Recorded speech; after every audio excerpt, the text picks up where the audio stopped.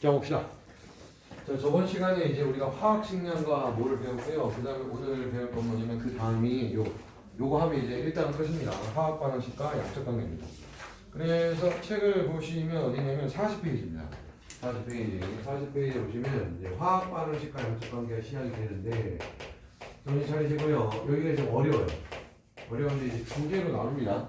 하나는 화학반응식을 쓰는 방법입니다. 화학반응식을 쓰는 방법인데 사실 이거는 중학교 때 다 배운 거예요. 물론 이제 여기 화학에서 좀 추가되는 내용이 있어요. 근데 뭐 별거 아닙니다. 중학교 때 다 이미 배웠던 거고. 근데 문제는 뭐냐면 이 화학반응식에서 제일 중요한 게 화학반응식에서 계수를 찾는 거예요. 계수가 뭔지 알죠? 화학식 앞에 숫자를 써가지고 반응 전과 반응 후에 원자 이동률 계수 맞추는 겁니다. 일단 연습해볼 거고요. 어서 오세요. 되죠? 근데 이제 문제는 뭐야? 이 계수를 통해서 뭐를 계산하는 문제가 나옵니다. 근데 이 계산하는 문제가 뭐 다 어려운 건 아니에요. 크게 이제 두 가지 유형이 있는데 하나는 단순 계산 문제가 있어요. 그래서 제가 이제 화학 반응식과 양식관계 설명한 다음에 처음 이제 문제 풀 때는 단순 계산 문제 풀 거야. 근데 이 단순 계산 문제는 난이도가 그렇게 높지 않습니다. 그래서 한 대여섯 번, 많게는 10번 정도 계산해보면 계산 실수만 하지 않으면 다 맞아요. 근데 이제 문제는 뭐냐면 자료해석 문제가 좀 어렵게 나와요. 자료해석 문제 이게 좀 어렵습니다. 다 어려운 건 아니에요. 1부 유형이 어려운 거예요. 예를 들면 이런 거죠. 뭐 화학 반응식이 이렇게 써 있어. A, 그 다음에 B, B, 그 다음에 C, C 이렇게 써 있어요. 그래서 라지 A, 라지 B, 라지 C는 반응물 생성물의 화학식이고, 그 다음에 스몰 A, 스몰 B, 스몰 C는 화학 반응식의 개수예요. 근데 만약에 이 라지 A라는 물질이 뭐 수소기체다, 뭐 이 친구가 뭐 산소기체다 혹은 질소기체다 이렇게 화학식이 나오면 개수를 찾는 게 굉장히 쉽습니다. 이따 할 거예요.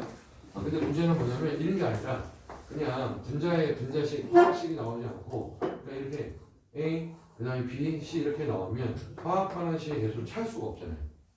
뭐 어떻게 찾아요? 초능력자도 못 찾아요. 나도 못 찾고 여러분도 못 찾고. 그럼 어떻게 찾냐면 밑에 이제 자료가 주어집니다. 자료의 형태는 되게 다양합니다. 실험이 나오는 경우가 있고 또 뭐가 있을까? 또 표가 나오는 경우가 있고요. 그 다음에 그래프가 나오는 경우가 있어요. 근데 문제는 뭐냐면 그래프가 나오는 문제라고 해서 다 유형이 똑같은 게 아니에요. 유형이 똑같은 게 아니에요. 실험이 나온다고 해서 다 유형이 비슷한 유형이 아니라 다 제약과 달라요. 표도 마찬가지고. 이게 엄청나게 많습니다. 유형이. 그죠? 그런데 그 유형이 너무 많기 때문에 여기는 이제 잘할 수 있는 방법은 뭐냐면 문제를 좀 가급적 많이 풀어봐야 돼요. 그죠? 그래서 이런 유형도 풀어보고 저런 유형도 니네 학교 시험에서 뭐가 나올지 모르니까 어떤 유형이 나올지 이거는 무조건 나옵니다. 단순 계산 문제는 무조건 나오고 근데 이거는 여러분들이 한 서너 번 연습하면 어렵지 않게 풀 수 있을 거예요. 근데 자료 해석 문제. 그래서 어떠한 그래프는 어떤 식으로 해석하고 여기서 몇 개 있어요 책에. 그래서 가장 대표적인 유형을 이따가 말씀드릴 텐데 뭐 어떤 표가 나오면 뭐 어떻게 해석하고 이런 게 좀 어렵습니다. 어쨌든 시작해 보겠습니다. 이 화학 반응식 쓰는 것보다는 쉽기 때문에 그냥 빠른 속도로 할게요. 자, 화학 반응식 쓰는 방법은 여러분들이 다 아시다시피 어떻게 화살표를 기준으로 해서요. 화살표를 기준으로 왼쪽에는 반응물을 쓰고 오른쪽에는 생성물을 쓰시면 돼요. 그리고 이제 반응물과 생성물이 두 종류 이상일 때는 무조건 플러스 더하기로 연결해 줘야 됩니다. 공식적으로는 화학 반응식에서 빼기를 쓸 수가 없어요. 그죠? 뭐 예를 들어 줄게요. 예를 들면 봐봐. 나트륨 원자는 이온이 될 때 무슨 이온이 돼요? 다 알잖아요. 나트륨 원자는 이온이 될 때 무슨 이온이 돼요? 무슨 양이온? 일가양이온이 되잖아요. 그럼 일가양이온이 되려면 어떻게? 전자 하나를 잃어야 되잖아요. 그죠? 그런데 봐봐. 나트륨에서 전자 하나를 떼어내면 이게 전자예요. 전자 일렉트론, 그 다음에 음전화 이렇게 표시합니다. 그래서 나트륨에서 전자를 하나 떼어내면 Na 플러스 즉 나트륨 이온이 된다. 이게 우리한테 의미가 전달이 되잖아. 그죠? 나트륨 원자가 있는데 중성 원자에서 전자를 하나 떼어내면 Na 플러스가 돼. 이게 안 되는 수는 없잖아. 근데 이렇게 쓰면 안 돼. 그죠? 왜 안 되냐면 빼기가 있어서. 그죠? 그래서 수학적으로 뭐 이항한다고 표현하나? 요거를 빼기를 없애기 위해서 이쪽으로 넘겨서 써야 돼요. 그래서 만능 화학 반응식은 나트륨이 전자 하나를 잃고 Na 플러스가 된다. 이게 만능 화학 반응식이에요. 그래서 화학 반응식에서는 무조건 이렇게 더하기를 연결해줘야 되지 빼기를 쓰면 안 됩니다. 참고로 알고 계세요. 근데 이제 나중에 물질과 에너지라고 있어요. 옛날 화학수가고 여러분들 이제 2학기 때 선택해서 듣는 거 있잖아. 거기에는 또 화학 반응식에 빼기가 들어가는 게 있습니다. 그죠? 그냥 그때 이제 선생님한테 물어보면 돼. 화학에서는 화학 반응식에서 빼기를 쓰면 안 된다고 했는데 왜 빼기를 써야 되고 선생님이 얘기해 줄 거야. 나 말고 나든 다른 선생님이든. 자, 한번 연습을 해볼게. 뭐 쉬운 걸로 합시다. 쉬운 걸로 질소 기체와 수소 기체가 반응해서 암모니아 기체가 생성되는 요 화학 반응식을 통해서 계수 맞추는 걸 한번 해볼게요. 다 아시다시피 이 화학 반응이 진행되면요 분자의 종류와 개수는 변할 수 있어요. 여기서도 봐, 분자의 종류가 질소 기체, 수소 기체인데 여기는 암모니아 기체잖아요. 그래서 분자의 종류와 개수는 변할 수 있지만 뭐 핵융합 반응 혹은 뭐 핵분열 반응을 제외하고는 원자의 종류와 개수는 변하면 안 됩니다. 그래서 지금 칠판에 써 있는 화학 반응식은 틀려요. 왜냐면 반응물 쪽에는 질소 원자가 2개, 여기 하나. 반응물 쪽에 수소 원자가 2개, 근데 여기 3개잖아. 그래서 원자의 종류와 개수가 다르기 때문에 틀린 화학 반응식이고 그걸 맞춰주기 위해서 이 앞에다가 개수를 써줘야 됩니다. 일단 미지로 쓸게요. 여기다 개수를 써줘야 돼요. 그죠? 요게 이제 개수입니다. 그리고 개수는 원칙이 뭐야? 개수는 가장 간단한 정수비로 표현해야 됩니다. 가장 간단한 정수비로 나타내야 됩니다. 그래서 분수가 들어가면 안 되고요. 예를 들면 화학 반응식의 개수가 2, 4, 6이야. 그럼 틀린 거예요. 1, 2, 3을 약분해야 됩니다. 근데 또 마찬가지로 물질과 에너지 파트 가면 화학 반응식에 2분의 1, 뭐 2분의 3 이렇게 나오는 경우가 있어요. 그것도 그때 가서 물어보면 돼. 아이씨, 화학에서는 개수를 가장 간단한 정수비로 한다고 했는데 왜 여기 분수가 들어가요? 라고 물어보시면 선생님이 친절하게 얘기해 줄 겁니다. 자, 어쨌든 화학 반응식에서 개수를 찾아서 반응물 쪽과 생성물 쪽에 원자의 종류와 개수를 맞춰줘야 됩니다. 근데 지금 칠판에 써 있는 화학 반응식은 쉬워요. 그냥 눈으로 보고도 여기 개수가 뭐가 들어가는지 다 알 수 있어요. 그죠? 예를 들어 여기는 질소 원자가 2개인데 여기는 질소 원자가 하나니까 여기 2. 그죠? 그러면 수소 원자가 6개가 되니까 여기도 6개가 되니까 개수는 3. 그리고 다 아시다시피 1이라는 개수는 생략하는 거죠. 안 써주고. 그래서 개수비가 1대 3대 6이다. 이렇게 찾는 거예요. 그죠? 근데 조금 이제 어려운 화학 반응식. 어렵다기보다는 복잡한 화학 반응식이 있어요. 예를 들면 반응물이 한 3, 4종류고 생성물도 3, 4종류야. 여기도 반응물이 막 4종류. 반응물 쪽에 생성물이 막 이렇게 3종류가 있어. 게다가 여기에도 수소가 있고 여기에도 수소가 들어있고 여기에도 수소가 들어있고 막 이렇게 돼. 이름 되게 이름이 복잡하다는 거지. 근데 이런 복잡한 화학 반응식은 저도 화학 반응식을 딱 보고 여기는 개수가 1, 3, 2 이렇게 못 찾습니다. 그죠? 그럼 어떻게 찾느냐? 어떻게 찾아요? 중학교 때 배웠잖아요.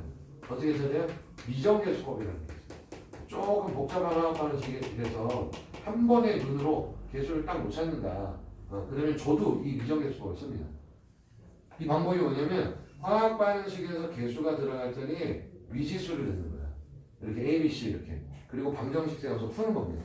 원리는 아까 얘기했던 반응 전과 반응 후에 원자의 종류와 개수가 똑같아야 된다. 그걸 의미해서.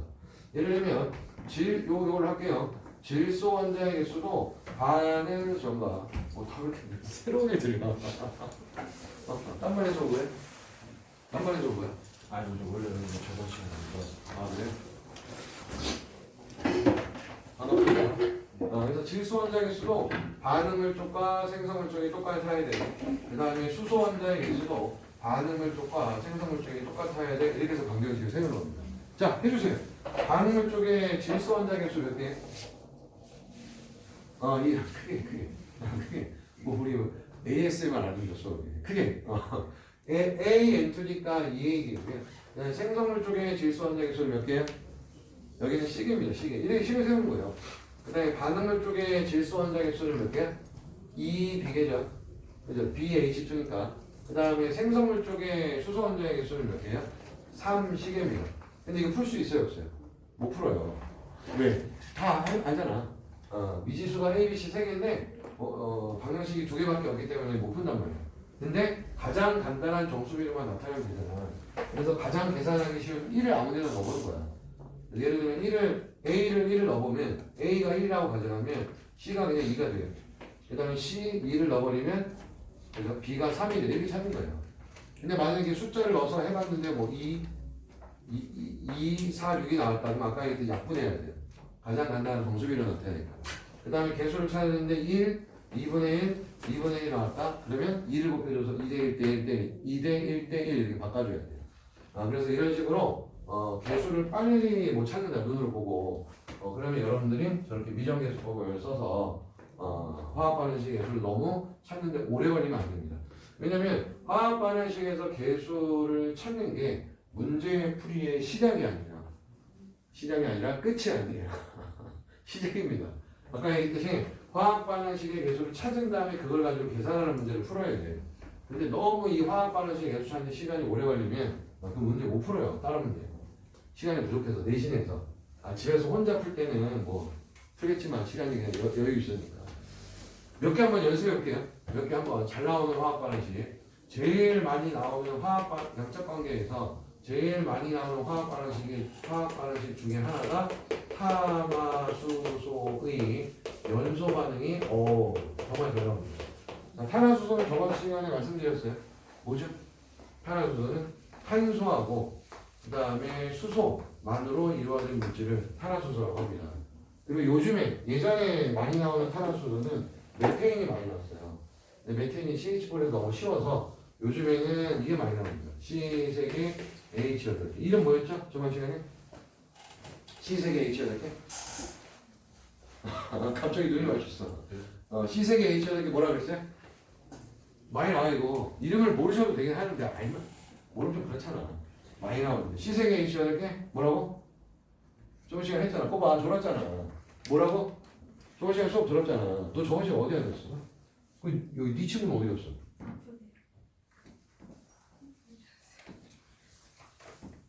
깜짝 놀라. 네 친구 얘기하는데 까는 거 같네. 거기 앉아 그냥. 우리가 푸시푸시하네. 크게 앉아. 됐죠? 그래서 C3개 H8개는 좀 이름 좀 외워주세요. 저번 시간에도 제가 못하던데. 프로페인입니다. 프로페인. 그죠? 그리고 연소라는 게 뭐냐면 연소의 정의가 어떤 물질이 공기 중의 산소와 반응하여 빛과 열을 내며 타는 현상이 연소예요. 정확한 표현이. 때문에 어떤 물질이든 연소 반응이야 그러면 반응물 쪽에 산소 기체가 들어가야 됩니다. 됐어? 그런데 탄화수소이기 때문에 탄소하고 수소만으로 이루어져 있잖아. 그럼 연소 생성물에 CO2가 생기고 H2가 생깁니다. 됐어요? 그리고 이제 그 개수를 맞추는 거야. 이 정도는 쉬워. 눈으로 보고 할 수 있어야 돼. 반응물 쪽에 탄소 환자가 3개니까 생성물 쪽에도 새겨야 돼. 3CO2. 그다음에 반응물 쪽에 수소가 8개죠. 때문에 여기도 8개 해야 돼. 그리고 4H2. 마지막 산소 환자 개수 볼게요. 3CO2에는 산소 환자가 몇 개? 좀 대답 좀 해줘. 이거 모르는 사람 없잖아. 6개. 그다음 여기는 몇 개? 4개. 합치면 몇 개? 10개잖아. 그럼 반응물 쪽에도 산소 환자가 10개 해야 되는데 여기 5투잖아요. 그죠? 그래서 여기다가 O, O2 이렇게 이런 식으로 화학 반응식을 완성해야 됩니다. 너무 오랜 시간이 걸립니다. 그 다음에 이런 문제도 나와요. 탄화수소가 이렇게 C 몇 개, 수소 몇 개 이렇게 화학식이 정확하게 나오는 경우도 있는데 여러분 문제 풀다 반드시 만날 겁니다. 이런 문제요. 그게 안 나와요. CmHn 이렇게 화학식이 안 나온단 말이야. 이럴 때도 쓸 줄 아셔야 돼요. 그죠? 한번 써볼래? 똑같아. 탄화수소를 연소시키면 역시 마찬가지로 이산화탄소하고 물이 생성돼. 하나만 더 말씀드리면 탄소하고 수소로만 이루어진 물질이 탄화수소잖아. 근데 말고 탄소하고 수소하고 산소로 이루어진 원소 있어. 생각나는 게 뭐 있어? 탄소, 수소, 산소 세 종류의 원소로 이루어진 물질 생각나는 게?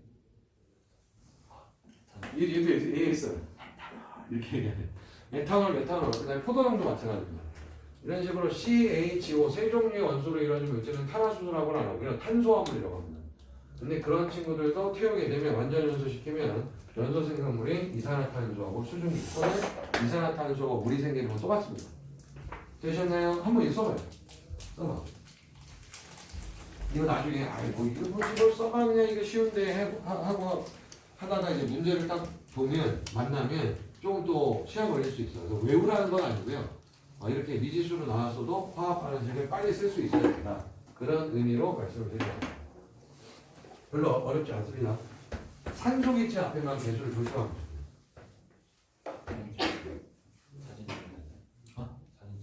예, 찍으세요. 뭐 한 것도 별로 없는데. 그리고 오늘부터 동영상 촬영하니까 물어보세요. 다시 들으려면 밴드에 올리신대. 쓸 수 있죠? 아까랑 똑같이 하면 돼. 탄소가 반응물 쪽에 M개야. 그러니까 여기 CO2 앞에 계수 M을 써야 돼. 그 다음에 수소가 반응물 쪽에 N개야. 그럼 생성물 쪽에도 N개야 되잖아. 근데 여기는 H2 한 분자 안에 수소가 2개 들어있잖아. 그래서 계수가 2분의 N이 들어가는 거야. 그죠? 이거 외우는 게 아니라 이 화학 반응식을 제가 외우라고 지금 써보라는 게 아니라 이렇게 나왔을 때, 미지수로 나왔을 때도 너무 오래 걸리지 않고 한 번에 쫙 써서 풀어야 되는데 시간이 너무 오래 걸리면 안 된다는 해서 계수 찾는데 그 다음에 여기 O2 앞에 있는 계수가 뭐가 들어가냐면 MCO2 안에는 산소가 2M개잖아요. 근데 여기는 O2니까 여기 M이 들어갑니다. 그러면 2M개. 그 다음에 여기는 산소 원자가 2분의 NH2니까 2분의 N개예요. 그죠? 근데 여기 또 O2니까 여기 뭐 해줘야 돼? 4분의 N개 이렇게 돼요. 그죠? 그러면 Mn은 어떻게 구해? 아까 얘기했잖아. Mn은 어떻게 구하냐면 딱 보고 못 구하고 자료가 줘야 된다고. 다양한 자료가 있어요. 근데 그 자료를 보고 이제 그걸 힌트를 얻어서 M하고 N을 찾아서 화학 반응식 완성하는 문제. 그게 좀 어려운 문제. 됐어요? 이런 식이 됩니다. 그 다음에 두 번째로 또 잘 나오는 게 뭐냐면 이게 잘 나옵니다. 금속과 산의 반응입니다. 근데 여러분들이 통합과학에서 배웠잖아. 금속과 산이 반응하면 뭐가 발생해? 무슨 기체가 발생한다? 크게 얘기해 빨리. 눈 마주쳤잖아 빨리. 금속과 산이 반응하면 무슨 기체? 수소 기체가 발생한다. 다 알잖아 이거. 너네 통합과학 수능 안 보니? 볼 거잖아. 내년에 봐야 되잖아. 까먹으면 안 돼요. 그래서 예를 들면 예전에 많이 나왔던 건 마그네슘 아연이 많이 나왔어요. 마그네슘 또는 아연이 염산과 반응하는 거. 그치? 근데 마그네슘과 아연은 공통적으로 이온이 될 때 이가연이 됩니다. 근데 그거는 화학 반응이 시기 쉬워요. 자, 마그네슘과 그 다음에 염산이 반응합니다. 그러면 수소 기체 발생하고요. MgCl2가 생겨요. 그지? 그다음 화학 반응식에 계속 어디에다가 뭐만 쓰면 되냐면 염산 앞에 2만 쓰면 돼요. 그러니까 비교적 쉽단 말이야. 화학 반응식이. 때문에 이게 시험에 나오잖아. 그러면 화학 반응식의 계수를 찾기가 쉽기 때문에 그거는 변별력이 없어요. 학생들이 이거 못 찾는 친구들 없단 말이에요. 그러니까 이제 사람들이 곰곰이 생각한 거야. 조금 변별력을 주고 싶어. 계수 찾는 것도. 그래서 요즘에는 이게 좀 여전히 이게 많이 나오지만 알루미늄과 염산이 좀 많이 나옵니다. 예전에 비해. 한번 써봐요. 알루미늄과 염산은.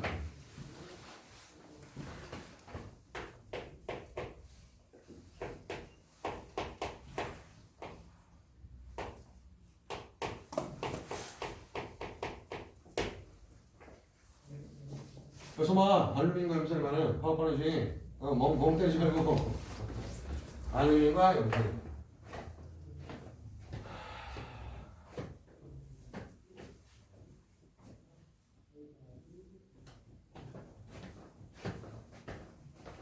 알루미늄과 염산 했어요? 자, 마그네슘은 이온이 될 때 이가연이 돼요. Mg2 플러스입니다. 2조 원소이기 때문에. 그런데 Cl-는 1가음이온이에요. 17조 원소.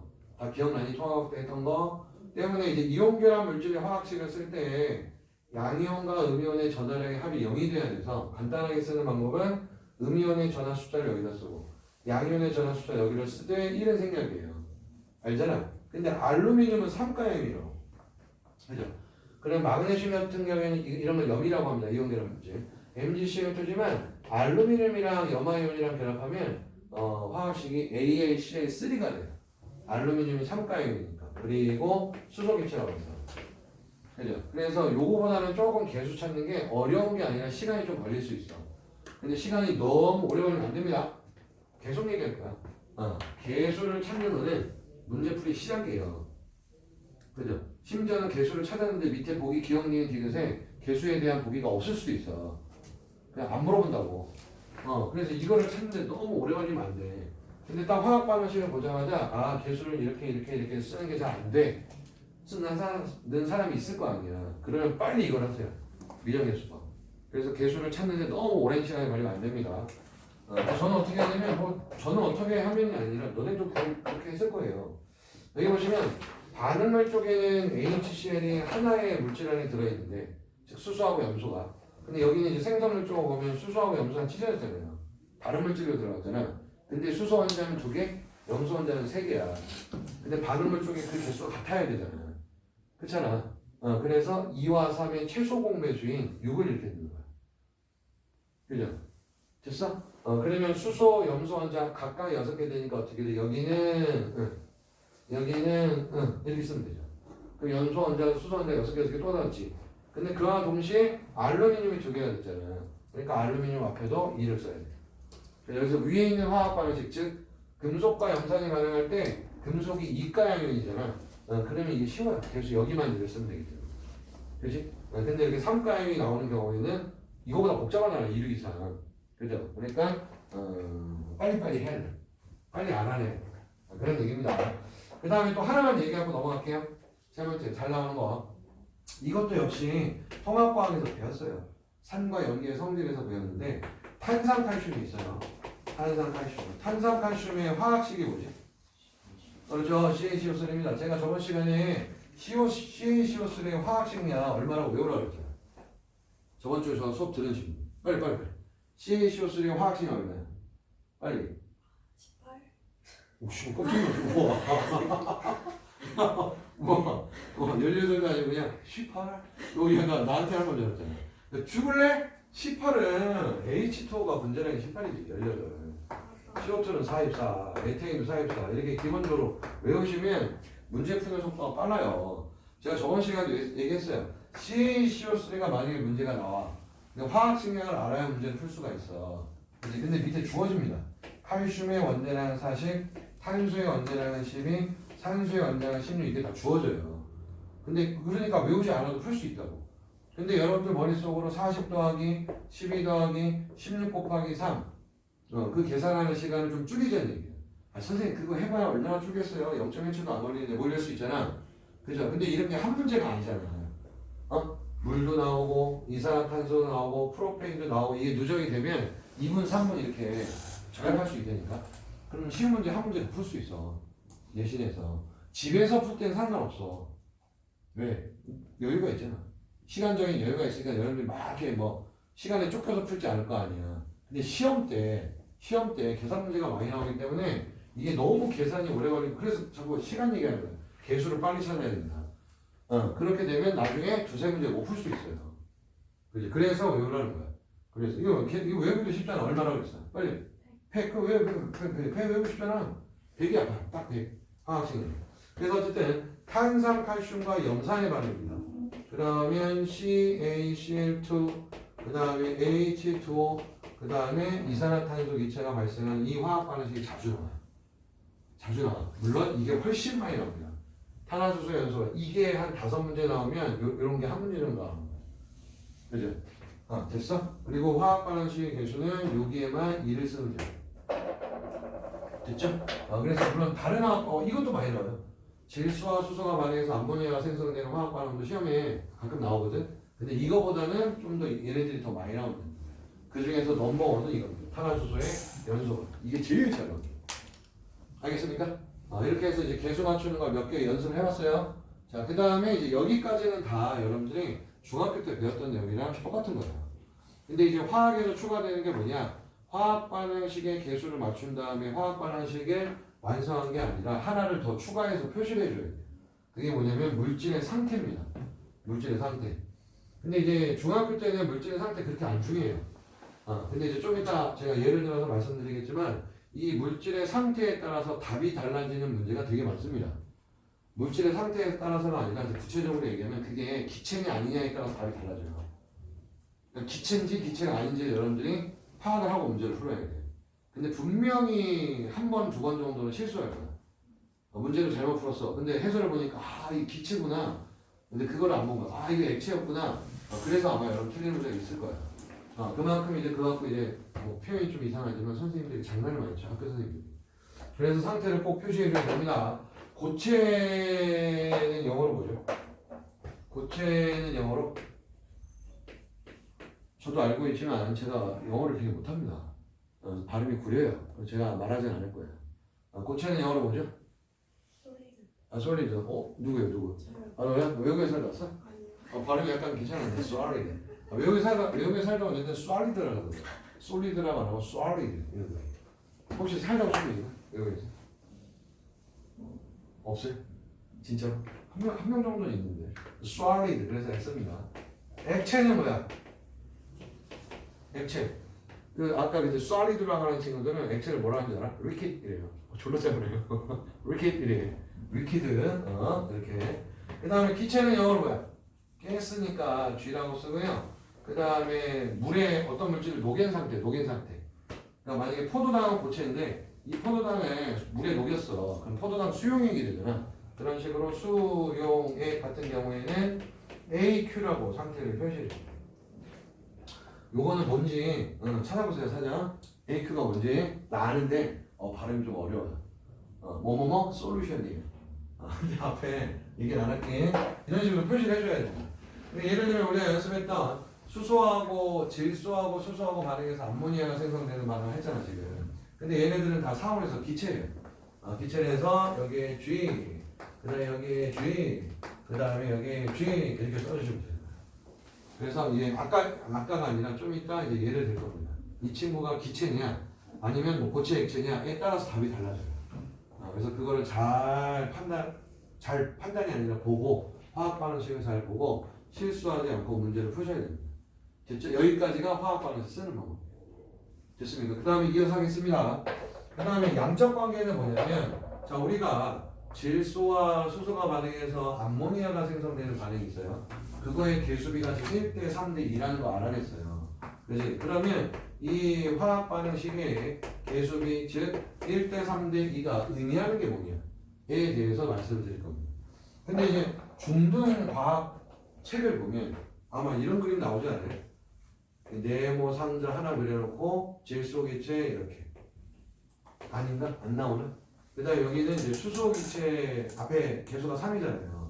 그래서 네모 상자 이렇게 하나 그 다음에 둘, 세 개 그려놓고 수소 기체 이런 그림 본 적 있어요? 봤다 그래. 진짜 봤지? 그 다음에 암모니아는 이렇게 박스 2개 그려놓고 암모니아 NH3 이런 그림 봤잖아. 그죠? 이 그림에서 네모 상자 하나하나의 의미가 뭐예요? 얘기했잖아. 뭐 부피비도 맞는데 아니야. 내가 원하는 답은 아니야. 이거는 이제 부피비도 맞아요. 근데 이게 기체이기 때문에 부피비가 맞는 거고 여기에서 뭐 액체나 고체가 있으니까 부피비가 아니거든. 네모 상자 하나하나가 의미하는 게 분자수를 의미하는 거야.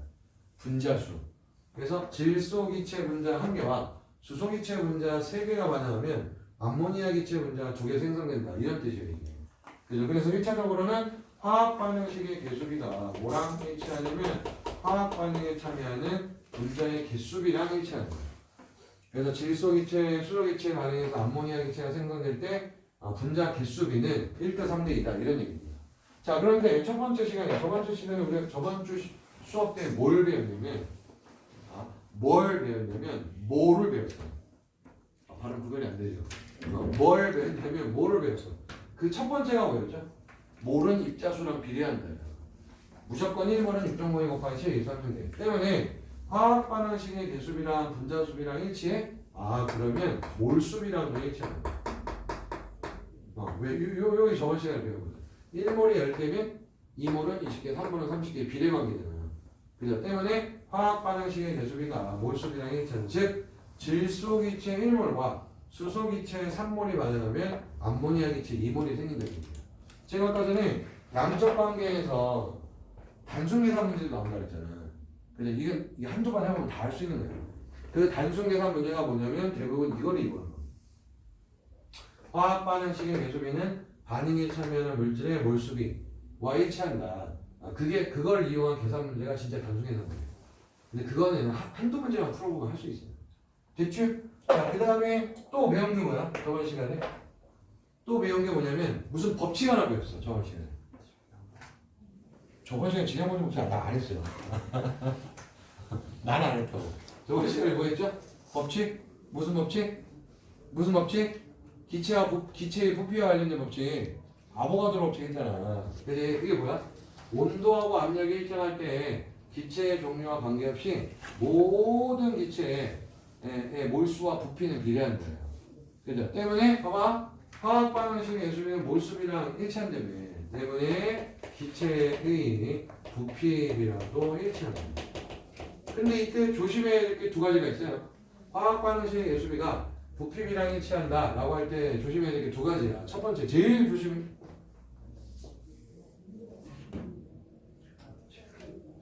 조심해야 될 게 뭐야? 제일 조심해야 될 게 첫 번째 요겁니다.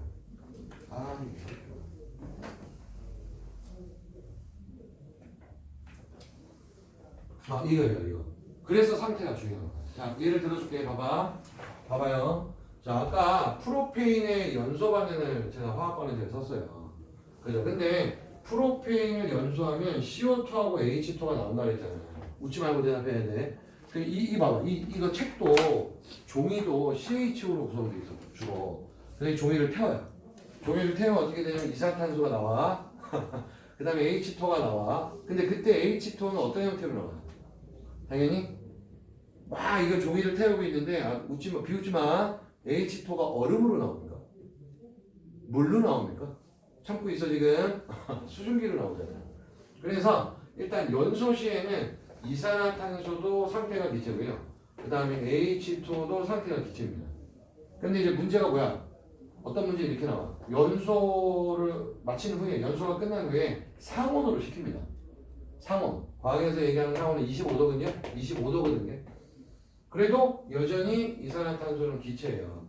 참고로 이산화탄소는 승화성 물질이라서 우리 지구에서 일기압 상태에서는 액체 상태로 존재하지 않습니다. 그냥 기체를 얼리면 드라이아이스가 돼요. 승화성 물질. 몰라도 되고요. 근데 H2는 알잖아. 25도에서 상태가 뭔지. 상식이잖아. 초등학교 아니야. 유치원생들도 알걸? 자, 25도에서 H2는 뭐야? 이건 상태 수증기가 아니라 액체잖아. 그래서 학교 선생님이 제일 장난친다고 표현할게. 장난칠 때, 상태 갖고 장난칠 때 가장 많이 애용하는 물질이 물이에요. H2. 그러니까 어떤 문제에서는 H2가 기체로 나오고 어떤 문제에서는 액체로 나온단 말이에요. 그죠? 그럼 봐봐. 만약에 이렇게 냈어. 학교 선생님 기체 이렇게 냈어. 자, 프로페인을 연소했을 때 발생하는 CO2와 H2의 부피비 그럼 3대4예요. 왜? 기체니까. 그래, 기체니까. 기체니까 화학 반응식의 교수비인 3대4는 부피비랑 똑같다고.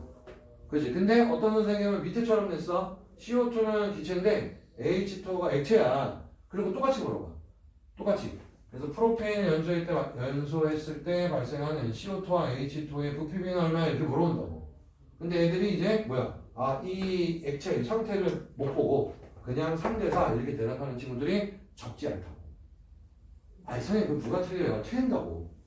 왜냐면 시험 때는 오히려 그냥 연습할 때는 안 틀려요. 집에서 풀 때는. 근데 시험 때는 일단 긴장되잖아요.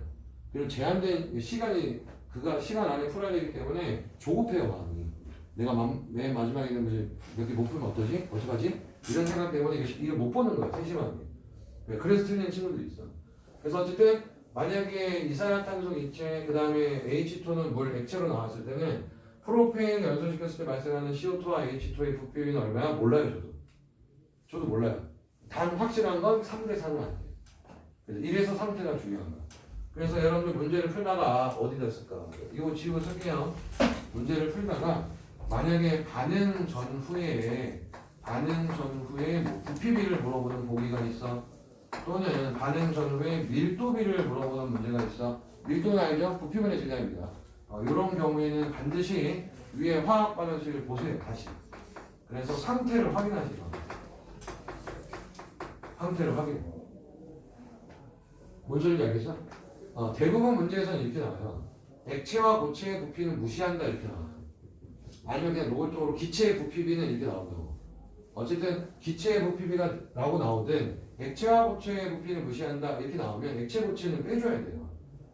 상태가 액체 고체예요. 밀도도 마찬가지야. 밀도도 부피분의 질량이니까 거기 부피가 들어가잖아. 그래서 밀도비 또는 부피비를 물어볼 때는 상태를 꼭 확인하셔야 돼요. 근데 분명 한 번 정도는 여러분 틀릴 거야. 근데 틀려야 돼. 그래서 상태를 조심해야 되는구나. 그래서 각인이 되려면 한 번 정도 좀 틀려야 돼. 제일 안타까운 게 뭐야? 혼자서 집에서 풀 때는 한 번도 실수 안 하다가 시험 때 실수하는 거야. 그게 제일 최악의 상황이야. 됐어요? 어쨌든 그렇습니다. 그리고 또 하나 중요한 건 뭐냐면 당연한 얘기지만 몰수하고 기체의 부피가 비례하려면 온도하고 압력이 일정하다는 조건이 있어요. 근데 이거는 걱정 안 해도 돼요. 반응 전과 반응 후에 온도 압력이 변한다. 그런 문제 안 나옵니다. 이것만 조심하면 돼요.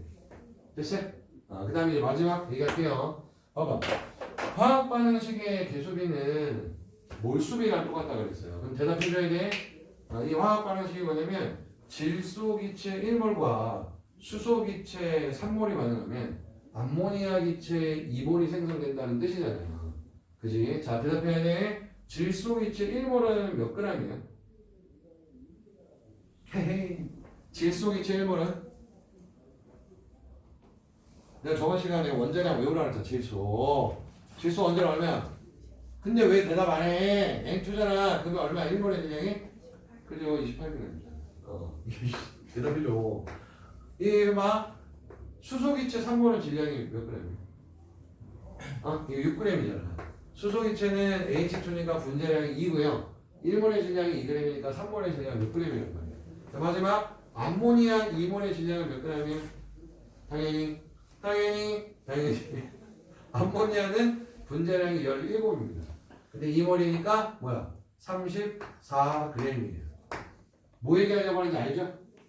알잖아. 화학 반응식의 개수비는 지금 1대 3대 2야. 근데 질량비는 전혀 상관없잖아. 1대 3대 2가 아니잖아. 그래서 화학 반응식의 개수비는 분자 수비랑 일치한다. 화학 반응식의 개수비는 몰 수비랑도 일치하고 화학 반응식의 개수비는 기체의 부피비랑도 일치하지만 질량비와는 전혀 상관이 없다. 야, 그러면 질량에 관련된 질량 관계를 묻는 문제는 나올 거야, 안 나올 거야? 시험에. 어마어마하게 많이 나옵니다. 어마어마하게. 옛날에는 진짜 옛날이야. 10몇 년 전에는 10년 정도 더 됐다. 10년 또 더 됐어. 그때는 맨날 이거만 물어요. 수능에서 내신에서. 항상 이거만 물어봐. 근데 너무 쉽다니까 이거. 10번 정도 하면 익숙해져. 그러니까 사람들이 이제 곰곰이 생각한 거야. 애들 어떻게 못하니까. 어떻게 하면 변별력이 있어서 한 절반을 먹고 절반을 틀리고 막 이럴까. 그래서 생각한 게 질량비는 문제네요. 그 문제를 이따가 시간이 되면 제가 칠판에 쓸 거예요. 히트치 문제. 근데 질량과 관련된 문제를 냈는데 아마 그분 수능 끝나고 아마 잠을 못 잤을 거야. 너무 신나서. 와, 내가 한번 이렇게 질량비로 문제를 만들어서 냈거든? 근데 내가 정확히 기억은 안 나는데 정답률 있죠, 정답률. 수험생들, 고3애들, 재수생들. 이 수능이 풀었을 때 정답률이 한 50몇 %였어요. 대박이죠. 그치? 그러니까 절반 정도가 못 풀었다고. 와, 막 너무 좋아했을 거야. 와, 성공했다. 그치? 그런 이후에 계속 나옵니다. 그죠? 계속 나와. 근데 평균적으로 화학 반응식의 개수비는 몰수비랑 일치한다. 이 문제보다는 질량비와 관련된 문제가 좀 어려워요. 뭐 애들이 문제풀이 수업할 때도 질문하는 게 이게 한 문제는 이거 두 문제 질문. 이거 어떻게 풀어야 돼요? 물어봐. 방법을 모르는 거야. 그치? 그래서 질량에 관련된 문제가 나왔어. 그러면 화학 반응식의 개수비를 푸는 게 아니라 질량 보존의 법칙을 풉니다. 질량 보존 법칙으로 풀고요. 그 다음에 혹시 기억나시나? 일정 성분비 법칙이 됩니다. 일정 성분비 법칙. 이걸 이용해서 푸시면 됩니다. 설명해줘. 이거 뭔지? 질량 보존 법칙이 뭐야? 그러면 보통 아이들한테 물어보고 학생들이 질량이 보존되는 법칙입니다 라고 대답합니다. 틀린 거 아니에요. 맞아. 질량이 보존되는 법칙이야. 근데 학교 시험에서 물론 나오진 않겠지만 질량 보존 법칙이 뭐야? 질량이 보존되는 법칙입니다. 이러면 선생님이 열받겠죠. 깎이겠지, 점수. 틀린 건 아니니까. 정확하게 얘기하면 뭐 비슷한 얘기야. 반응 전과 반응 후에 질량은 일정하게 보존된다. 왜? 아까 했듯이 원자의 종류와 개수는 안 변합니다. 화학 반응이 진행돼도 원자의 종류와 개수는 변하지 않는단 말이에요. 그렇기 때문에 질량은 일정하게 유지가 됩니다. 근데 요거는 잘 모르더라고. 설명해봐라 그러면. 일정 성분비 법칙은 혹시 아세요? 기억나세요? 일정 성분비 법칙. 자지마! 일어나! 일정 성분비 법칙. 몇 번 얘기해? 일정 성분비 법칙. 빨리 얘기해봐. 일정 성분비 법칙. 저녁을 먹었는데 왜 배고프지? 나 얘기하는 거야. 일정 성분비 법칙. 보통 얘기 못해요. 일정 성분비 법칙 알고 있는데 설명해봐라 그러면 어떻게 설명해야 될지 모르는 거야. 그래서 제가 예를 들어 설명할게요. 일정 성분비 법칙의 예로 여러분들이 중학교 때 배우셨을 거예요. 근데 안 배웠을 이걸로 예를 이걸로 안 들었을 수도 있고 아니면 배웠는데 까먹을 수도 있는데 1대 8대 9라는 비율을 들어본 적 있어요? 기억나나? 기억 안 나도 돼요. 1대 8대 9. 한 명도 없어요? 1대 8대 9라는 비율 배운 적 없어요? 중학교 때? 진짜 없어? 진짜 한 명도 없어? 말도 너 아까 이랬잖아. 나 근데 배웠다고. 1대 8대 9 들어보지 않았어요? 빨리 불쌍하다. 들어봤다고 해줘. 1대 8대 9가 뭐냐면 일정 성분비 법칙이 아니라 일정 성분비 법칙의 예시입니다. 예시. 자, 이거는 어떤 반응이냐면 수소 기체와 산소 기체가 반응해서 H2O가 생성되는 반응의 질량비예요. 봐봐. 수소 기체하고 산소 기체가 반응해서 H2O가 생성이 돼. 그럼 화학 반응식의 개수비는 어떻게 되냐면 2대 1대 2입니다. 일단 개수비는 2대 1대 2 연차. 근데 아까도 했듯이 또 할게. 자, 수소 기체 2몰은 질량이 몇 g이에요? 수소 기체 2몰은 질량이 몇 g이에요? 4g이죠. 산소 기체 1몰은 질량이 몇 g이에요? 32g입니다. H2O 2몰의 질량은 몇 g이에요? 이건 36g입니다. 질량 보존의 법칙이 이거예요.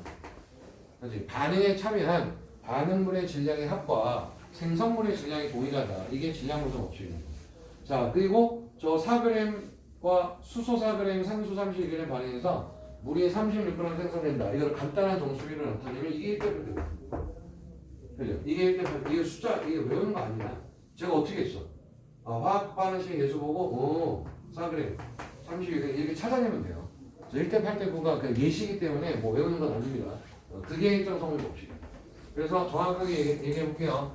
일정 성분비 법칙은 뭐냐면 두 종류 이상의 원소로 이루어진 물질을 우리가 화합물이라고 합니다. 한 종류의 원소로 이루어진 물질을 호돈소 물질이라고 하고요. 또는 원소라고 하고, 예를 들면 암모니아, 그 다음에 뭐 CO2, H2 이렇게 두 종류 이상의 원소로 이루어진 물질을 화합물이라고 하는데, 그때 화합물을 구성하고 있는 성분 원소의 질량비는 항상 일정하다. 다시 천천히. H2가 지금 여기 1g 있어요. 또 저기 100g 있고, 저쪽에는 5L가 있고, 이쪽에는 200ml가 있어요. 그러니까 물의 양이 지금 질량이 얼마, 부피가 얼마 상관없어요. 물의 양과 상관없이 물 속에 포함되어 있는 수소와 산소의 질량비는 무조건 1대 8이라는 얘기예요. 그게 일정 성분비 법칙이에요. 그죠? 그래서 다시 할게. 화합물을 구성하고 있는 성분 원소의 질량비는 일정하다는 얘기죠. 그러니까 물을 구성하고 있는 수소와 산소의 질량비는 무조건 1대 8이다. 이게 일정 성분비 법칙입니다. 됐슈? 됐어? 이걸 이용해서 풀면 돼요. 그죠? 그냥 바로 해볼까? 할 수 있을까? 바로 해볼까? 이 단순 계산 문제보다 훨씬 어려운데 한번 해볼까? 제가 아까 얘기했던 수능에서 한번 나온 다음에 계속 나왔던 문제가 뭐냐면 한번 해보자. 잠도 깰게요. 봐봐. 한번 해볼게. 아니, 뭐 이 테스트 아닌데 왜 그래? 그리고 맞아. 까먹었어. 이 오늘 숙제 교재 받았잖아요. 숙제 교재 받았구나. 근데 이게 구성이 여러분들이 매주 보는 테스트 있잖아. 그 테스트를 주관식으로 바꾼 게 있고요.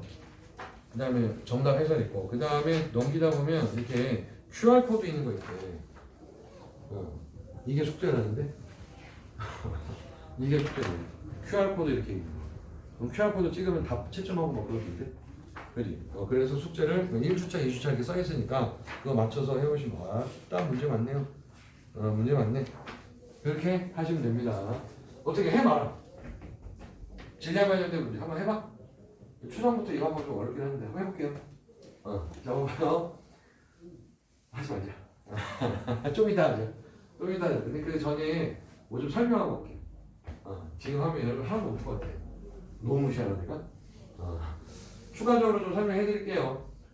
화학 반응식의 양적관계 문제를 풀 때 제가 뭐 이번 시간이나 시험 대비할 때 풀거나 아니면 여기 해설지 문제집 우리가 쓰는 거 말고 여러분들 개인적으로 구입한 문제 또 해설지에 다 이렇게 나와요. 어떻게 나오냐면 화학 반응식을 쓰고 그 밑에 숫자를 씁니다. 이렇게. 근데 그게 세 줄이에요. 가로로 한 줄, 두 줄, 세 줄이에요.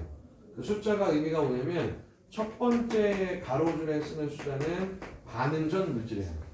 그 다음에 두 번째 가로줄에 쓰는 숫자는 반응에 참여한 물질이에요. 그 다음에 대부분 이렇게 짝대기 하나 둡니다. 짝대기 이렇게 하나 두고 마지막 줄은 뭐냐면 반응 후 물질의 양을 이렇게 표시를 합니다. 근데 이제 제가 문제 풀 때 이거 이제 맨날 쓰지 않을 거예요. 그냥 알아들어야 돼. 바로 밑에 쓰는 숫자들은 반응 전 물질의 양인데 문제에 따라서 물질의 양이 몰수가 나올 수도 있고요. 몰수로 주어질 수도 있고 그 다음에 기체 같은 경우에는 부피가 나올 수도 있고 아니면 질량이 나올 수도 있어요. 종류는 상관없지 없고 그냥 무조건 첫 번째 줄에 쓰는 건 반응적 물질의 양이에요. 그 다음에 두 번째 줄에 쓰는 거는 반응에 실제로 참여한 물질의 양. 그 다음에 세 번째 줄에 쓰는 거는 반응 후에 이제 생성물이 얼마큼 생겼는지 그냥 반응물 중에 뭐 누가 다 쓰이고 누가 남았는지 이런 거 쓰는 겁니다. 그죠? 한번 연습해 볼게요. 자, 이걸로 할게요 그냥. 자, 예를 들면 반응 전에 시작 수소기체가 10g이 있었고 그 다음에 산소기체가 100g이 있었대요. 그냥 이렇게 쓰는 거예요. 첫 번째 줄에는 반응 전 물질의 양을 쓰는 겁니다. 근데 이제 문제에 따라서 몰수를 쓸 수도 있고 부피를 쓸 수도 있고 이게 다양한 겁니다. 자, 그런데 여기서 또 이렇게 쓰다 보니까 또 추가로 할 말이 생겼네. 자, 봐봐. 산소기체 100g이 만약에 다 반응에 참여해서 소모가 된다. 가정합시다. 말이 돼야 돼. 말이 돼야 돼. 산소기체가 처음에 100g 있었는데 이 수소기체는 10g 있었고 산소기체 100g이 반응에 다 참여해서 소모가 되대. 100% 말이 돼 안 돼? 안 돼요. 왜냐면 얘네들이 반응할 때 질량비는 무조건 1:8이라고 그랬잖아요. 그죠? 그렇기 때문에 산소기체 100g이 다 쓰이려면 수소기체가 얼마큼 소모돼야 돼? 8분의 100g이 소모돼야 돼. 근데 지금 준비되어 있는 게 10g밖에 없잖아. 그거보다 더 많이 필요하잖아. 그죠? 그래서 이게 다 쓰이는 게 아니라 이게 다 쓰이는. 이런 식으로 화학 반응이 진행될 때 모두 다